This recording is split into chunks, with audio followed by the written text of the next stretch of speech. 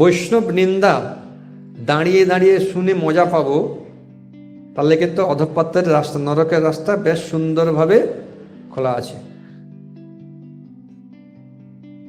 যদি আমি প্রতিবাদ না করতে পারি তাহলে সেখান থেকে চলে যাব, কিন্তু দাঁড়িয়ে দাঁড়িয়ে শুনলেও জন্ম জন্মান্তরের পুণ্য রাশি ক্ষয় হয়ে যায়। পিতৃগণ সহ নরকে গতি হয়। শুধু নিজে যাব না, পিতৃগণ সহ তাদেরকেও নিয়ে যাব নরকে।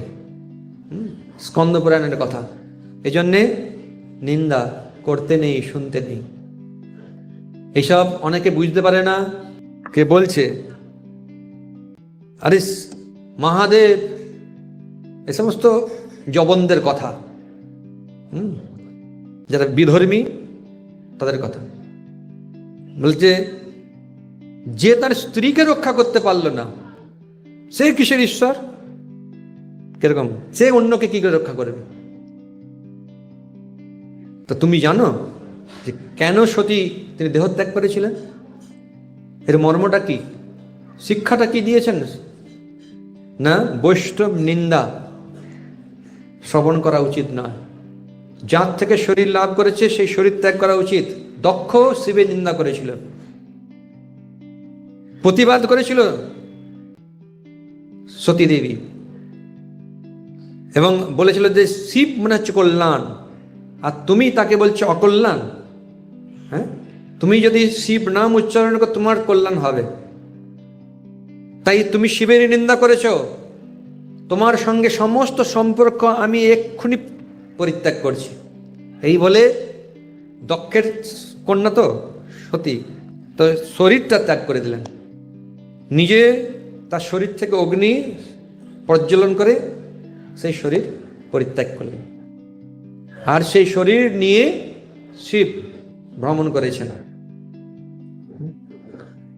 এটা একটা গুরুত্বপূর্ণ শিক্ষা যে সতী দেবী কে? তিনি পরম বৈষ্ণবী। তো কেউ যদি বৈষ্ণব বা বৈষ্ণবীকে আঘাত করে, অপমান করে, তাহলে সেটাও সহ্য করা উচিত না। তাই শিব সেই শরীর নিয়ে ভ্রমণ করছিলেন, তারপর সবটা জানেন।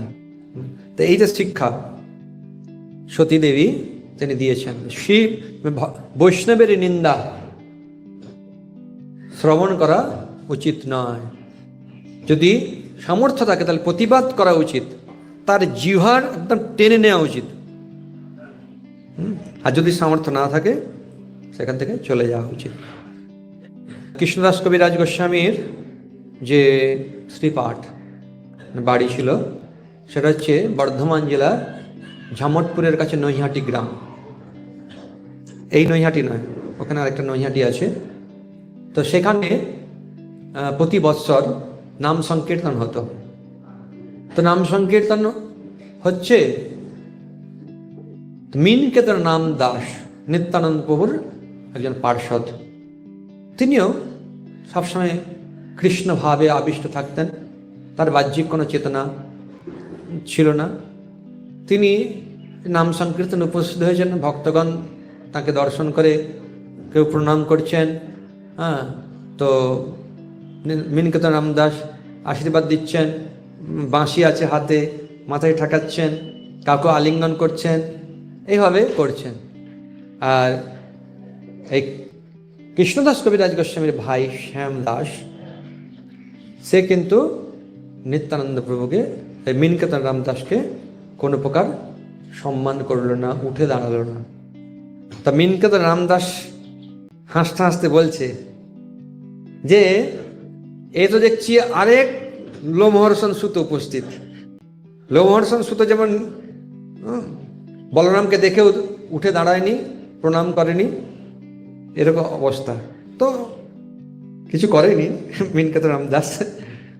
তো এইরকম দেখে আবার আরও তাদের সঙ্গী যারা ছিল তারা অনাদর করায় মিনকেতন রামদাস তিনি বাঁশি ভেঙে দিয়ে চলে গেলেন। এইটা প্রতিবাদ করেছিলেন কৃষ্ণদাস কবিরাজ গোস্বামী, তুমি তুমি কেন এরকম ব্যবহার করেছ? এই যে প্রতিবাদ করেছিলেন, এইটার ফলেই নিত্যানন্দ প্রভুর কৃপা কৃষ্ণদাস কবিরাজ গোস্বামীর উপরে পড়েছিল। বৈষ্ণবের নিন্দা শ্রবণ করা উচিত নয়। যদি সামর্থ্য থাকে তাহলে প্রতিবাদ করা উচিত, তার জিহ্বার একদম টেনে নেওয়া উচিত। আর যদি সামর্থ্য না থাকে সেখান থেকে চলে যাওয়া উচিত।